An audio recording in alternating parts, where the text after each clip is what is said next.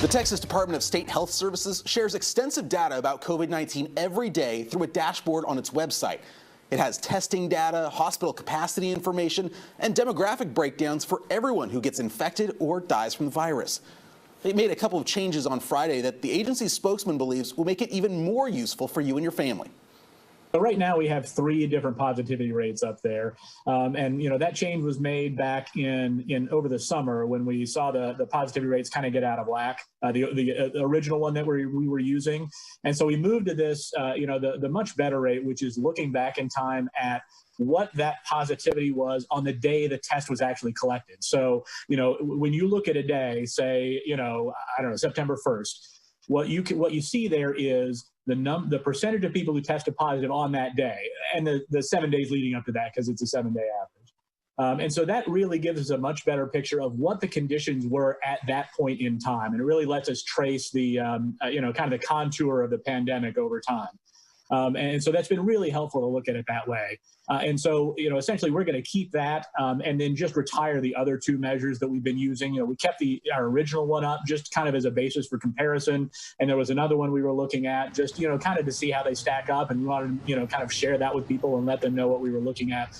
But, it really makes sense now just to kind of move on from those and make sure we're focusing on the one that really goes by the date when people were tested, because that just gives us the best indication of what the pandemic is looking like at that point. We see it change over the first, 5 or 6 days. Most of those tests, we have most of those test results now in 4, 5, 6 days. And so it firms up at about that point. So, but you're right, the last few days will shift a little bit as we get more of those results in. But really, it does give us that better resolution looking back in time at kind of what's been happening with the disease in Texas. And so sort of in that same vein, we'll also be adding a positivity rate that uses that same metric. It's still by the specimen collection date, but it will be looking specifically at the antigen tests. And so the positivity rate we've had up until now is just focused on molecular tests, so mostly the PCR tests. And those are the ones that, are the most common, or really the gold standard, that do the best job of identifying somebody who has a current infection right now. But those are the ones that you have to send off to a lab and wait a few days to get the results back. The antigen tests are some of those point of care tests. They still tell you who is positive right now. If you get a positive back, it means you have a current infection. But it's, a rapid test. And so you do it, at that point, and it takes 10 or 15 or 20 minutes, and you get the results back. And so we're seeing those being used more widely in Texas. Still not as much as the PCR test, but because we're seeing more and more of that, getting more and more of those results reported to us, we wanted to add that to what we were seeing as well. Again, just to give us a little bit more information about what it looks like in Texas. And they are quite reliable on the positive side. So we don't typically see, at least that's what the research has shown, we don't typically see a large number of false positives. So it's a good indicator when it comes back positive. Where there is a concern are false negatives. And so that's why we always, our recommendation, in fact, it's in the guidelines of the emergency use authorization from the FDA, that if you have somebody who you really suspect, if you're a medical provider, there's somebody you suspect it has COVID, even if that rapid test comes up negative, you should follow up with the PCR test to make sure. Because it is more susceptible to those false negatives, and we want to follow up, obviously making sure we're catching all the cases we can. It's something we've sort of looked at over the course of the pandemic, and you really had things in motion a couple of times before to add those. Most recently, it was back. I'm trying to think of when it was. It was back in the summer. I don't remember exactly when. Maybe in July.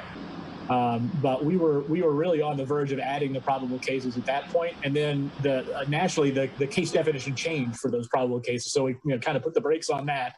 Wanted to make sure that we kind of were evaluating what the group that makes those recommendations to CDC, and make sure that CDC was going to approve those changes and go along with those recommendations to update the what is a positive case, and then also get, of course, all the local health departments in Texas on board and make sure that they were updating how they were reporting and reporting those probable cases so that we could add them to our count. So it just took some time to work through all of that. So it is something that has been in the works for quite a while, really, especially going back to that point. And just sort of some external circumstances, made us put it on hold, and now we're ready to do that again. We're going to consolidate some of the tabs. So like, for example, now where you see, the number of cases and the number of fatalities are plotted on, different maps on different tabs on the dashboard, we're going to collapse that down into one and include also the probable cases on that.